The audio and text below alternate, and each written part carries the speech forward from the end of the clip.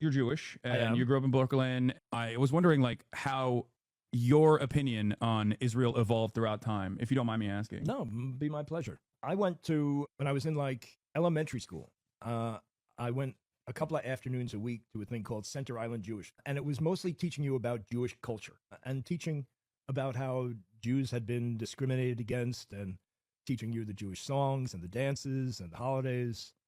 And they also taught us about Israel. And what we were taught was that, after World War II, the Jews needed a homeland, a place they could feel safe, and it was Israel. Israel was created for that purpose, and it was this really shitty land in the desert that nobody wanted and nobody lived on, and that's what they got. And Yeah, a then, land without people for a people without land.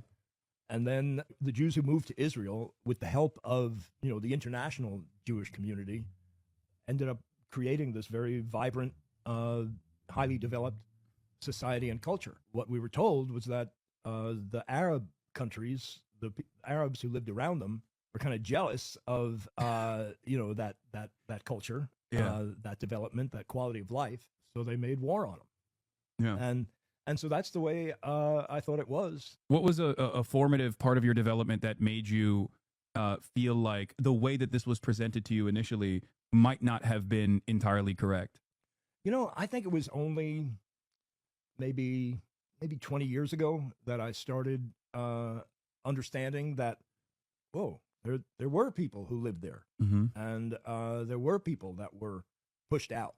What I believe strongly is that the mothers of people of kids on one side don't want their kids to die, and they don't want their kids killing the other guy's kids, and I don't know what to do. But the one thing that I know is that you can't mistreat people. That forcing people in Gaza and the West Bank to live in what the UN has called essentially an open air prison